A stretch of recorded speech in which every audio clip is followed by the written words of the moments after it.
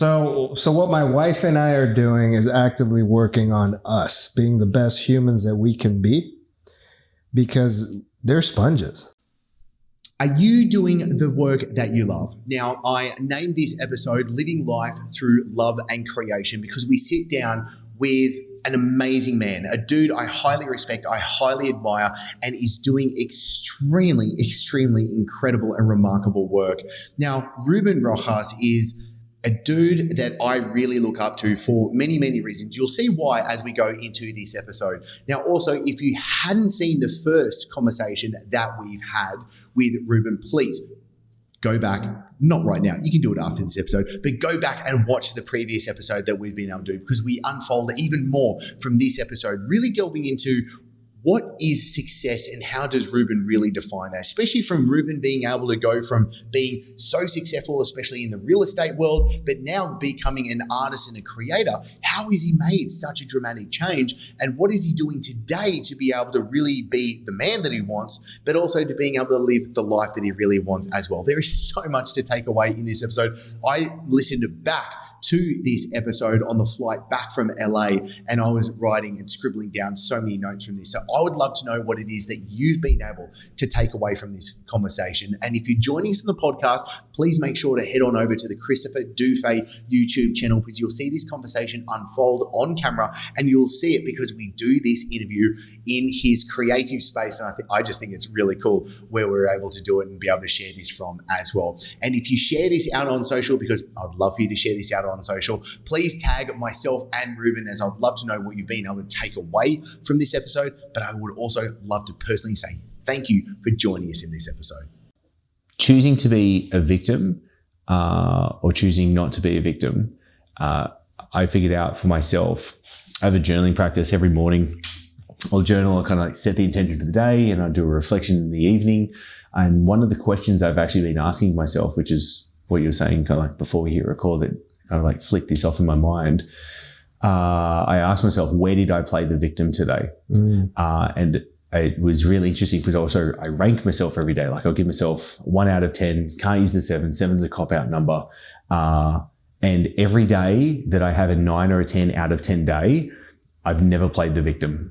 And I find that really interesting. So when it comes to choosing to play the victim or not play the victim, like what comes up for you? I think it comes down to, I think most people don't even realize they're playing the victim. So the self-awareness of like, am I being a victim right now? Am I choosing this? So if we use the pandemic as an example, the pandemic hit everybody, all human beings. Yeah. We all had different businesses. We all lost money. We all had to change. And you could have reacted victim-y. Oh, what was me? Or be like, yo, this is happening to everyone. What can I do to make it better for me and my family? How can I respond? How can I change my business? How can I show up now in a new world? So it's a choice. I think it's a choice. And hopefully people are unaware of how much or how often they're choosing to be a victim and not actually just choosing it on purpose. But then there are people that just commiserate and want to be that way as well too. But I think that's more of a negative, pessimistic person. Do you think that comes down to a lot of the time, like the environment someone's in? Environment helps, of course. And realizing that we can choose our destiny and we can choose our path. But I've done work in prisons, and I did a mural, and I had this talk with a lot of people that were in there from 35 years, 18 years, 12 years, 9 years, all kinds of different years. They all did the most heinous crime you can do. They took a life. But most of them, what they thought and what they said is like, oh, I didn't know I had a choice. I didn't have a choice. The life was to go be a gangbanger. The life was to go be a criminal. The reaction was to go take this to this level and make this choice. And they didn't think it was a choice. They just did it. And that to me was like, oh, that's an aha moment, because we do all have freedom of choice, but do we realize that we have that choice? Right? We hear all these stories of people coming up in the hood and coming out and making something of themselves, but they chose to get out of there. They chose to move forward. They chose to see another path. And maybe they did have some people that said, hey, don't come down gangs with me. You need to go do that. And that was also a battle. But again, it comes down to a choice. Last time we were together and we had the conversation, the thing that I admire and respect so much with what you do is the brilliant work that you produce that I absolutely, excuse the pun, that I love. But for me, I walked away from that conversation and from spending that time with you, being able to see a better model of living, because I then wanted to apply the label to myself as an artist. And I really want to consciously choose the labels that I put upon myself and don't put upon myself. When it comes to the labels that you put upon yourself, Ruben, how do you think about that? How do you choose what role you're going to play? Good question. So recently I've just really honed in and painted a mural and put a t-shirt that says human. So I think we should all choose to be human first. And then we realize like, oh, you're a human, I'm a human. Does anything else matter? Then we can have a conversation, connect. Oh, hey, I'm a human named Ruben. You're a human named Chris. Cool. Oh, you're Chris, a man. Awesome. I'm Ruben, a man and a father. Like you can start going down the path of like, let's unpack who we are. But let's not define like, oh, I'm Ruben. He's a street artist. He's a dad and he's really fit and healthy. So he must be a jock, and like some stereotypes and things that start happening out of the way. And yeah, I'm a jock, but I was actually going to school to be a doctor, right? That surprises people. So I think if we look at it as like human, and I have a hard time saying like I'm an artist or a painter. People are like, oh, you're just a painter. I'm like, I think I'm an overall creator because I write books. I have the podcast, and like wherever they stick me and give me the opportunity to share my message, I say yes. I did a TV show. I was the host. I've never hosted before. But if I said, hey, I've never done this, or I don't know how to do that, or I'm not going to do that, then I would have passed. Instead, I said, look, I can create in everything I can. Why not try it? Take the risk, see where it goes. Let me make sure I remember this correctly, because you transitioned from real estate to this life that you're living now. What do you think you learned through that transition and changing the labels to going from real estate to creator that you can help someone else apply to themselves? So let's back it up a little bit. So I was a 3-sport athlete and I wanted to be an orthopedic surgeon. Then I dabbled in real estate. In that first month in real estate, I made 18 grand. $500,000 in debt, bald, fat, 10 more years of school, 18 grand, 19 grand, 20 grand, and so on. So I took that path. But 2008 hit, I lost it all. And I used money as, hey, I had diamond watches, 26-inch rims, houses and boats and bikes and, you know, the Vegas lifestyle. That's what we had. And I realized like, that's not me and that's not who I am. And then I transitioned into finance and found myself back into that rat race.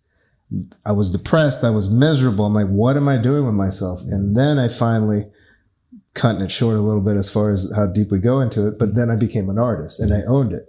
But I didn't become an artist in that moment. I have been an artist my whole life. I've always drawn. I've always painted. I've always created. But the world of the construct I came in was like, go be a doctor, go to the corporate world, go get this job, go, you know, build toward your retirement, buy a house, right? The American dream. It's really putting you a cog in the system. Congratulations on becoming a father. Thank you. Amazing. We were talking about at the start of this conversation about having awareness of being a victim, not playing a victim, creating more freedom. How do you want to be able to instill those principles or understandings or philosophy for your son?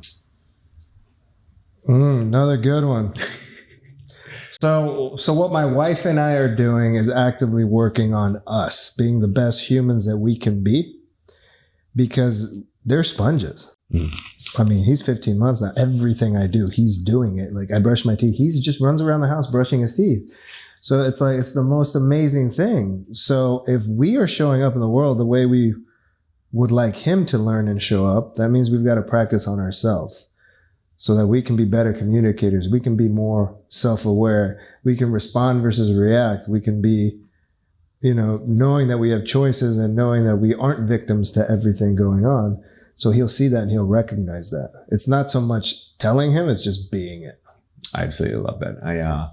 In my office, I have a Marcus Aurelius quote printed up on the wall with some other artworks, and it is, do not argue what a good man should be one.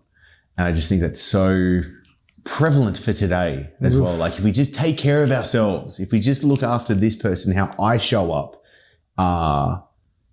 that's a fundamental principle because that's what I can control at the end of the day. My thoughts and actions is the only thing I can control. Like, why am I looking for outside circumstances or validations?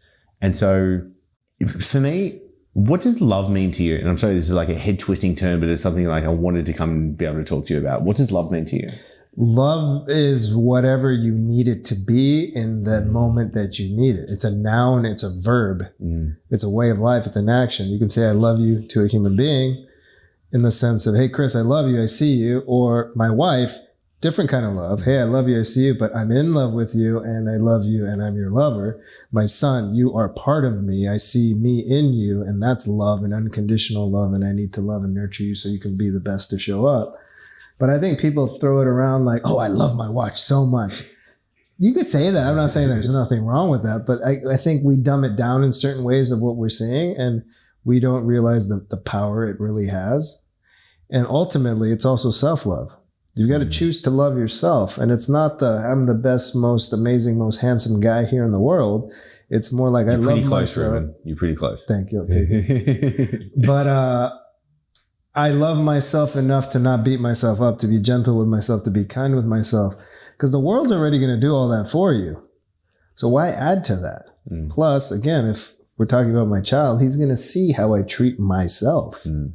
We don't realize that, and kids are still unfiltered. The world hasn't put blocks and barriers in there, so they take it all in. And if I'm in the corner beating myself up and he sees it, he's like, oh, maybe that's how I need to be. So it's not so much how I define love, it's how do I use love to the moments I need it and how can I apply it? Well, I really love that. My favorite poet, David White, has this one on friendship. And I sent it to a really good mate of mine. And it was really interesting what he came back, and it's something that you just said there that I think is really poignant, which is the case of like, I see you. Like, Ruben, I love you. I see you. I appreciate you. I admire you. I respect you. And for me, I find it interesting because when I started this trip, I set the intention for this trip to literally connect with as much love as I possibly can with everyone that I sit down with, and to be as present as I possibly can when I sit down with these. And that's why I didn't want to do Zoom interviews, and I wanted to invest to be able to do I want to come down. I want to wrap my arms around you. Do you know what I mean? I want to be able to look you in the eyes for real and have those little kind of like conversations that really like fill me up at the end of the day for that connection. And for me, I find truth and love very synonymous with each other. And like, what is truth right now? And for me, when it comes down to, I ask myself like two questions, like, is it true and is it useful? Is it true? Like, is it real? Or am I just making this up? Or what game am I playing? What mask am I wearing? Any of that stuff. And is it useful? Is it actually something useful for me to do in this present time right now? So when you go about you being you, Ruben, how do you best actually navigate how to live the life that you want? How do you know, what is useful to do and what's the truest thing to do? I don't. I guess that's the best way to answer it. I don't know. But, living through love, and to answer that question is just, how do we continue to put in the reps, right? We go to the gym, we work out, we do push-ups, we do pull-ups, we do squats. But how do we do the mental reps to practice living through love and choosing truth and being self-aware of like, am I freaking out right now? Am I fragmented? Why am I snapping? Or where's this tone coming from? Because sometimes we're like, I don't have a tone. I'm not saying anything with a tone, but maybe there is something way, way down there that is a tone or something more poignant.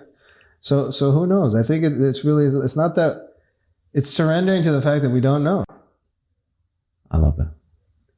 I love it a lot. Something I don't know, and I want to know your opinion of, especially being a creator, and a creator I really admire and respect. Where do ideas come from? When you do your work, how does it come to fruition? Everywhere.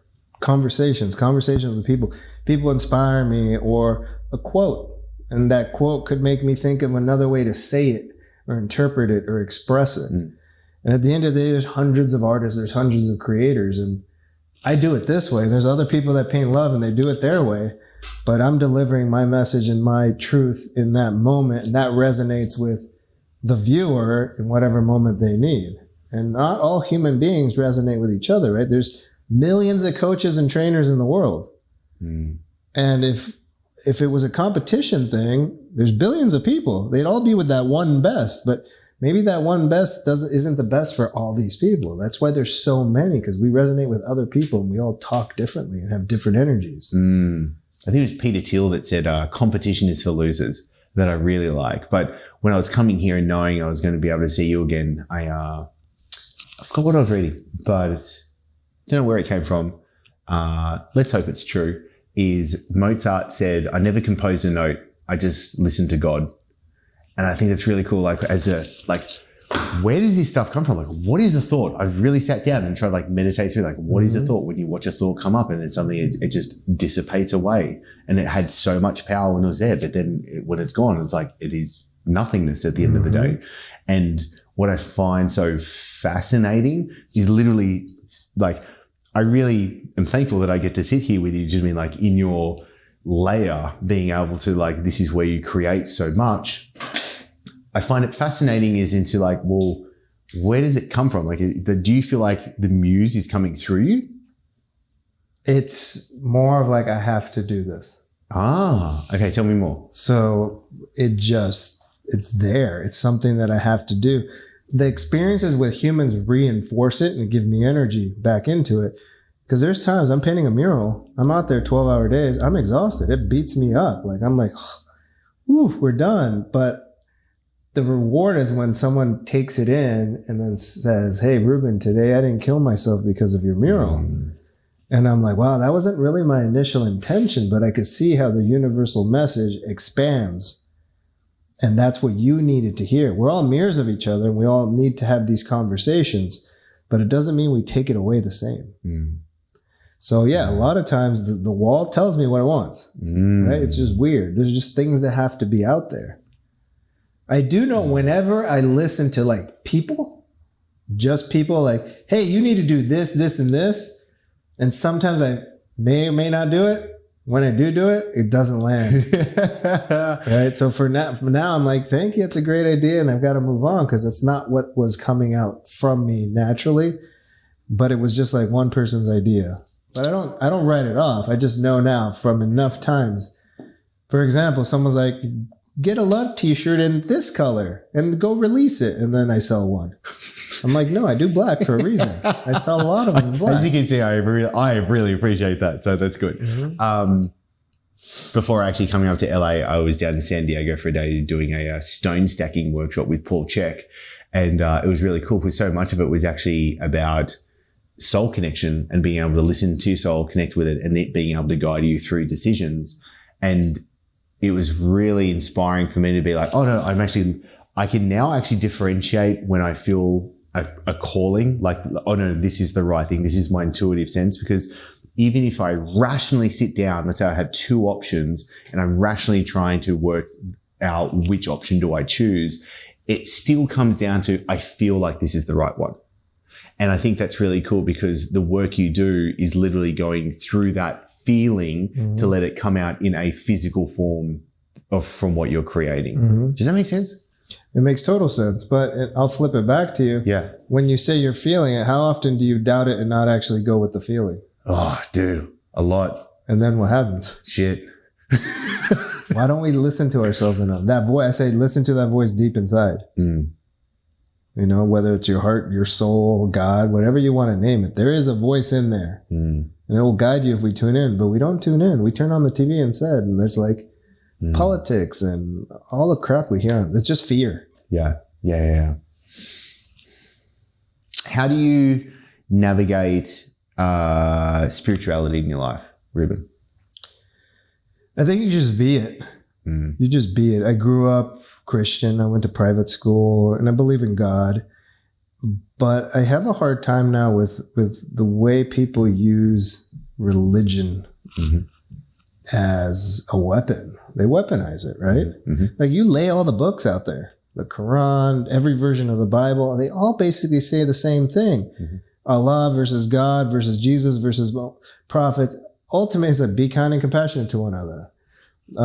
Do not kill, be married, like all the things. But at the same time, it tells us what to do, doesn't tell us what to be. To me, spirituality is about being. And can we be one with Mother Nature? Can we be one with God? What is being one with God? Because if we do it, go pray, go confess, are we really being with God, or are we just doing what someone's telling us to do? Yeah. Yeah. Right? The Old Testament, they ripped the sheets of the tabernacle for a reason. You don't need a church anymore. You can talk to God directly. Why is there still so much stuff around Catholicism and priests and you have to go confess and like, really, do you? Because God in the Bible said you can just talk to me. And no one needs to see that you're talking. He even says you don't need to get on your hands and knees in front of everybody to show that you're praying to me. So I asked the spirituality question because I kind of want to ask the other side of the pendulum that people might see, and that is like success in life. I forgot who said this, but like wisdom starts by defining terms. So how do you define success? Previously, I've defined success by how much money I have in the bank, the status that I had, what I can show off with. And there's still a note to that. It's really nice to want and have nice things. And I want to provide that for my family, but I don't want to find the definition of who I am wrapped into that. To me now, success is doing what I love and being able to play all day, traveling, being with my family, being able to be there with my kid and my wife and all the things that we're doing now. Would we like a big old house? Yes. Would we like to fly first class more often than not? Yes. But is that going to change or make me more successful? No, that's a creature comfort. So I think it's just being happy, less depressed, less questioning, less comparison to everybody else. Right? I can compare myself to tons of other artists. I'm like, I'm not him. Well, I could say, I'm not there yet because I don't want to be him because I'm me and I can't be anyone else. But you can be like, oh, now I'm on your level. Let's go. Right? So we can always level up. I really like that. And like for me, I had depression last year, and the thing that it immediately struck me was I don't deserve to feel bad. Like I have a multi-million-dollar business, homes around the world, an amazing wife. Like I've now 4 daughters. They're all incredible, thriving, healthy. And it was like, I was like, I tick the boxes. Why do I feel like shit? Like what's going on? But what you just said, I love so much because I think that was the key problem that I had was I had my identity wrapped up in so many things. I'm like, I'm not that at all. Like I'm not that. And even recently in kind of like, what spurred me to want to do this trip now was I hit a point where I'm like, well, what's the work that I want to do? Like, who do I want to be? Do I still want to be married? Like, what's the kind of father that I want to be? Like, I questioned everything. I've said this a few times. Like, there was even one day I was at the gym and I just like stopped in the middle of the gym and I just stood there for like 2 minutes. And I was like, do I even want to be this dude that does this anymore? Like, is this the person I want to show up with? And I think I'm saying all of this because of the being wrapped up in an identity. How do you think, Ruben, you choose who you want to play? Like, how do you craft Ruben to be Ruben? If you want different aspects to change, how do you go about that? I really like to focus on personal responsibility and just realizing, like, if I want to get there, I've got to work my ass off to get there. And not asking how so much, but asking like, what is it that they did to get there and what can I do to apply to that? Because I could say, how am I ever going to be that? How am I ever going to be? And I was like, what do I need to do that and get there? But I also think it's as simple as if money was no option, like I don't have to ever pay a bill again. There's more zeros than I can count in there. I would still be doing what I'm doing now. Do you believe the what's the common adage, like follow your passion and money will come? I believe in it's never the right time until you make it the right time. Life is now. And yeah, if you build it, it will come. Yeah, follow your passion, it will come. But you also have to have some knowledge. Like you can't just look, I'm an artist, but I went to business school on the streets. I was in real estate. I was a personal trainer before, and I managed a gym's training team. And then I was in real estate and built that up and did that whole thing. Then I went into finance and built that. Those were always all self-employed. I've never had a salary. I've never worked for anyone. So I've learned that. So you got to be able to count on yourself and realize like, oh, I have the ability to generate money in anything that I do.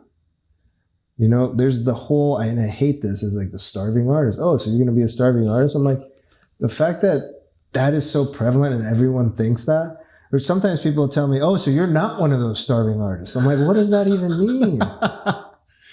You know, it's like, for LA, you could think I'm starving. Maybe put me in the Philippines. I'm a freaking millionaire. Yeah, it depends where we're at, but I think it just comes down to that. I had a really great conversation with a great friend of mine. Honestly, I think she's one of the best mindset coaches going around. She's an absolute priestess. And we stumbled across something that was like, it was the starving artist kind of label. Also very much with like the wounded healer, and how there's so many, healers that are amazing, but then yet struggle with the money, physical, material side of life as well. What's your message for them? It's what you're focusing on. And initially, if your intention is true, to be a healer, to be a coach, to be an artist, everything else is going to follow. If you're doing it for money, it can happen. Like I've done things for money. I was in finance. They're like, you do this and this and you can have a lot of money. And I did. And I was, again, miserable. Now I was miserable and unhappy with money. What's the difference? But if you're doing something you love truly for the intention of it, I think everything will come for you. But you have to believe it. I don't think people believe it as much as some other people may believe it in you for you. Okay, last question then. Is it a case of, to get to belief, is it a case of courage? Is it a case of blindly going down the path? Like, what do you think it is that if I'm in a situation, I'm like, Ruben, I hear you, brother, but I fucking hate myself. I'm not loving myself. I'm in a shitty situation. I'm playing the victim for sure. What's the path forward? Well, there's a couple of things. One, set yourself up to win. What is a quick win you could do right now to show yourself you can get out of that path? Because you already realized it. You already said, I'm unhappy, I'm miserable, I don't love myself. So you're already there. You're admitting it. But now what's that thing? So to me, I'm in finance making money. I'm trying to become this artist guy over here. What do I do? Let me figure out how to make money and get a quick win. It doesn't necessarily, it's not my brand yet, but like, hey, will you paint this here and I'll pay you? I'm like, okay, I'll do that. And they paid me money. I'm like, oh, I can make money as an artist. So that was one win showing me that I could do that. But look at the track history of your past. Where have you had wins? Right? Well, there's one thing that I say it every New Year's, and I hate New Year's resolutions. Right? Everyone's like, I'm going to lose 30 pounds this year. I'm going to this, I'm going to that. And come January 31st, you didn't go to the gym yet. Or maybe you went once and you're so damn sore and you waited 3 hours for the treadmill because everyone's there doing the same thing. But instead, what I say, why don't we look back at what you accomplished and what were some of your goals and where did you land? Maybe you didn't lose 30 pounds, but you lost 15. Hey, fuck, I lost 15 pounds last year. Okay, I didn't hit my goal, but I'm halfway there. What can I do this year? Try to get the other 15 or make it another 20, 25 and now build from there.